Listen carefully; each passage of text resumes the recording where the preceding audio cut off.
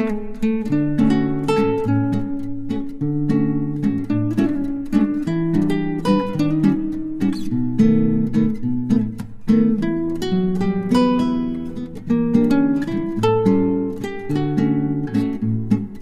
అండి, నమస్తే. Welcome back to my channel సమ్య vlogs.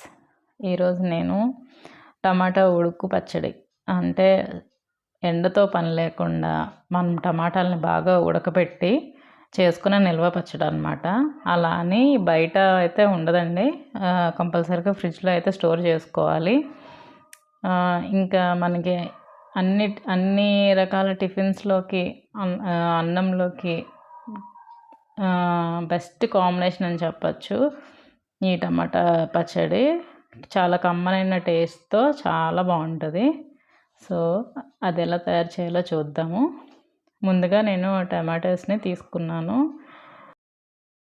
Tomatoes అవి ముక్కలుగా కట్ చేసుకొని ఇలా వేసి కళాయిలో కొద్దిగా ఆయిల్ వేసుకొని నేను ఫ్రై చేసుకుంటున్నాను. అదేంటి అంటే ఈ ముక్కలన్నీ కొద్దిగా ఉడికి బాగా దగ్గరికి అయిపోవాలన్నమాట, వాటర్ ఏమి ఉండకుండా. ఈలోపు నేను దానికి తగ్గట్టు ఆవాలు నేను అంటే కొద్దిగా ఫ్రై చేసి గ్రైండ్ చేసుకోవాలన్నమాట. ఈ ఆవపిండి, మెంతిపిండి కూడా మనం గ్రైండ్ చేసుకోవాలి. నా దగ్గర ఆల్రెడీ మెంతులు గ్రైండ్ చేసిన పౌడర్ అయితే ఉంది. సో నేను అందుకే ఆవపిండి, ఆవాలు ఒక్కటే ఫ్రై చేస్తున్నాను. మీ దగ్గర మెంతిపిండి లేకపోతే మీరు మెంతులను కూడా ఈ ఆవాల్లో కలిపి ఫ్రై చేసుకోవాలి.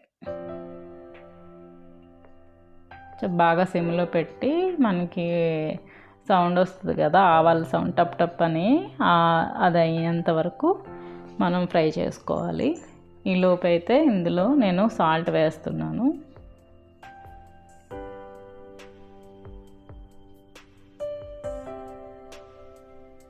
అంటే ఇప్పుడు కొంచెం మగ్గడానికి వేసాను, ఇంకా తర్వాత కూడా మళ్ళీ పడుతుంది, కొద్దిగా మగ్గుతాయి కదా సాల్ట్ వేస్తే అనేసి ఇలా సాల్ట్ వేసాను అనమాట.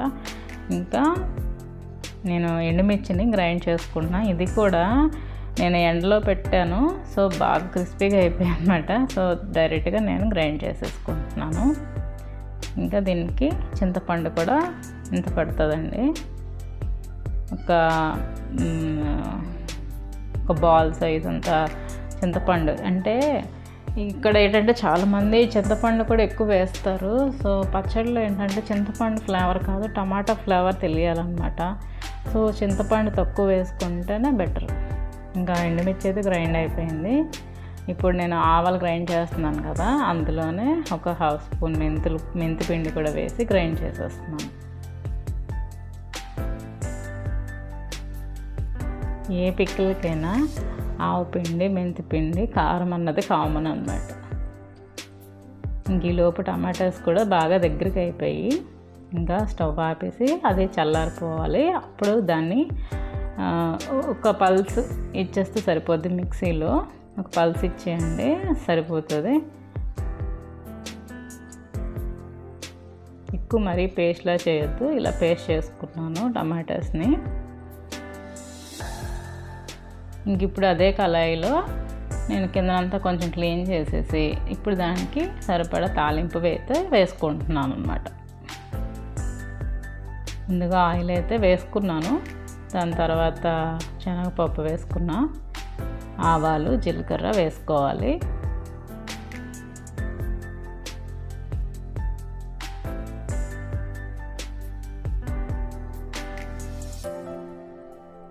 నిజంగా చాలా టేస్టీగా వచ్చింది చట్నీ, అదే పికిల్.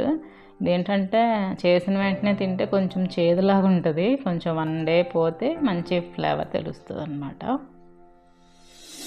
ఇంకా నేను జీలకర్ర కూడా వేసి దానికి ఇంకా ఎండుమిర్చి కూడా వేసుకున్నాను.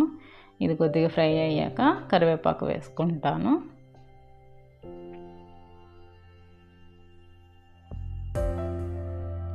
సో ఎండతో పని లేకుండా చాలా సింపుల్గా అయిపోయే నిల్వ పచ్చడి అన్నమాట.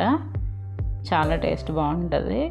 మనం ఎందులోకైనా తినొచ్చు, ఇడ్లీ, దోశ, ఉప్మా, అన్నంలోకైనా ఎనీది కైండ్ ఆఫ్ ఉప్మాకైనా ఇది సూటబుల్ అనమాట.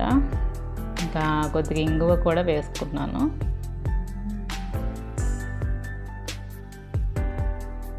ఇంకా అన్నీ వేసుకొని ఒకసారి కలిపేసి కరివేపాకుని కూడా యాడ్ చేసుకోవాలి. మెయిన్ చిన్నపిల్లలు బాగా తింటారు ఇది.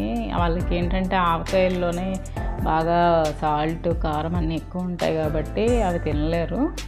ఈ టమాటా పిక్కలు అయితే మాత్రం చాలా బాగా తింటారు. సో మీరు కూడా తప్పకుండా ట్రై చేయండి. ఇలా కరివేపాకు కూడా వేసేసుకున్నాను. ఆ తర్వాత ముందుగానే గ్రైండ్ చేసి పెట్టుకున్నాను కదా కారము, అది కూడా వేసుకుంటున్నాను.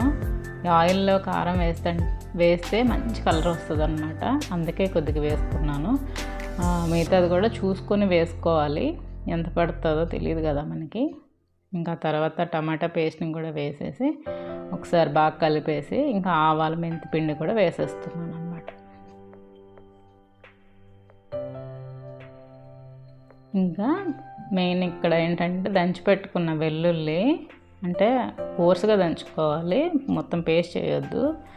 అది కూడా వేసేసుకొని కలుపుకోవాలి. బాగా కలుపుకొని ఇలా ఆయిల్ బయటకు వచ్చేంత వరకు కలుపుకుంటే పికిల్ అయితే రెడీ అయిపోయింది. సో ఎంతో టేస్టీగా ఉండే టమాటా నిల్వ పచ్చడి అయితే రెడీ అయిపోయినట్టే. మెయిన్ ఇంగ్రీడియంట్స్ ఏంటంటే ఆవపిండి, మెంతిపిండి, కారం, ఇంతే. ఇవన్నీ 3 కరెక్ట్గా ఉంటే ఏ పికిలైనా బాగుంటుంది. సో తప్పకుండా ట్రై చేయండి. సో అదండి ఈరోజు బ్లాగు. మళ్ళీ నా వచ్చే బ్లాగ్లో కలుద్దాం. అంతవరకు bye. Thank you. Take care.